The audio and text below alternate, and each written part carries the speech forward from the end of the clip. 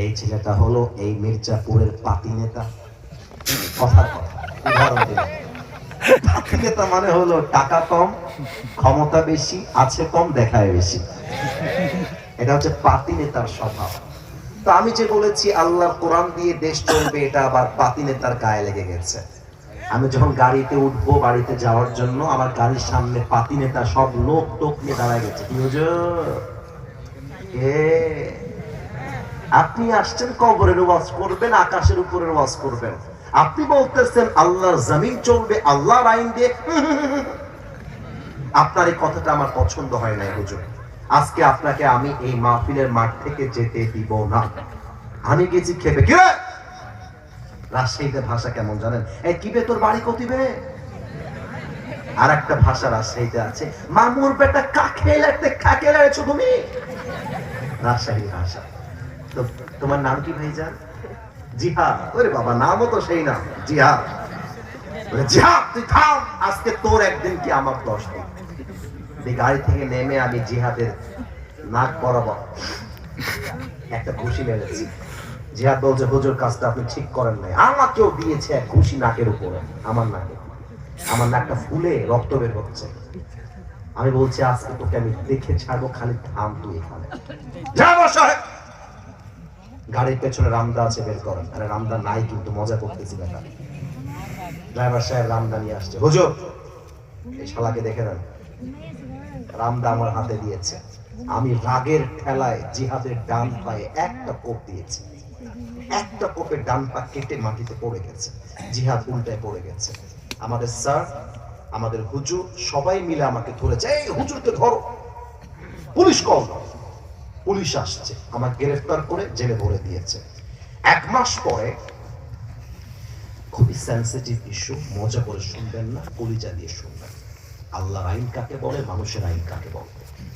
জেলা আদালতে আমার বিচার হবে। আসিফ হুজুর একজন যুবকের ডান পা কেটে দিয়েছে মির্জাপুরের মাহফিলে গিয়ে। জজ সাহেব বলছে হুজুর আমি নিজেও আপনার ওয়াজ শুনি, আপনার ওয়াজ তো ভালোই লাগে, কিন্তু আপনি কাজটা করলেন কি? ডান পা কেটে দিয়েছেন। আচ্ছা ঠিক আছে, আপনার বিচার করলাম, 5 বছরের জেল আর 3 লাখ টাকা জরিমানা। এটা আল্লাহর আইনের বিচার নয়, মানুষের বানানো আইনের বিচার। আচ্ছা এই বিচারটা কি ইনসাফের বিচার হলো কিনা বোঝার জন্য একটা দাড়িপাল্লা নিয়ে আসেন, বোঝার জন্য। দাড়িপাল্লার ডান দিকে জিহাদের ডান পাটা কাটা রেখে দেন, আর দাড়িপাল্লার বাম দিকে আসিফ হুজুরের 5 বছরের জেল আর 3 লাখ টাকা রেখে দেন। এবার সবার মেধা চেক করতে চাই। একদিকে ডান পা কাটা, আর একদিকে 5 বছরের জেল, 3 লাখ টাকা জরিমানা। আপনি যতই টানবেন দাড়িপাল্লা ধরে, কিয়ামত পর্যন্ত দুইটা পাল্লা সমান সমান হবে না? হবে না, সম্ভব না। আচ্ছা আমি যদি 20 লাখ টাকা জরিমানা করি, তাও কি সমান সমান হবে? সমান সমান করতে চাইলে আইন পাস করতে হবে আল্লাহর কোরআনের সংবিধান দিয়ে। আচ্ছা তাই কোরআন তুমি আমার বলো তো কি সংবিধান পাস হবে? وَكَتَبْنَا عَلَيْهِمْ فِيهَا أَنَّ النَّفْسَ بِالنَّفْسِ وَالْعَيْنَ بِالْعَيْنِ। এই তোর বিয়ে হবে না, এই লাল শাড়ি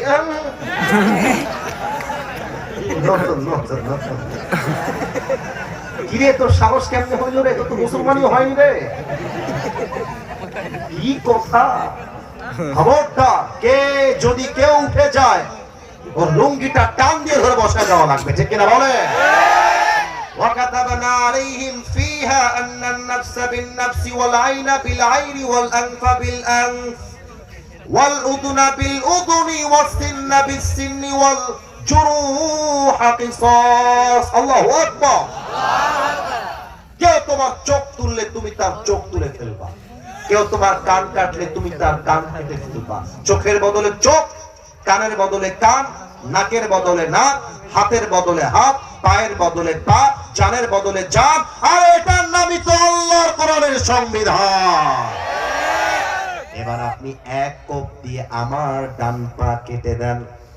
এবার দাড়িপাল্লা নিয়ে আসেন, দাড়িপাল্লার ডান দিকে জিহাদের ডান পা দেন, আর দাড়িপাল্লার বাম দিকে আসিফ হুজুরের ডান পাটা কেটে রেখে দেন। এবার দাড়িপাল্লা ধরে টান দেন, দেখবেন দুইটা সমান সমান হয়ে গেছে। ওমান হাকামা বিহি আদালাত। এই কোরআন দিয়ে যে বিচার করবে সে ইনসাফ কায়েম করতে পারবে। কথা বোঝা যায় নাকি যায় না? বসে পড়ো।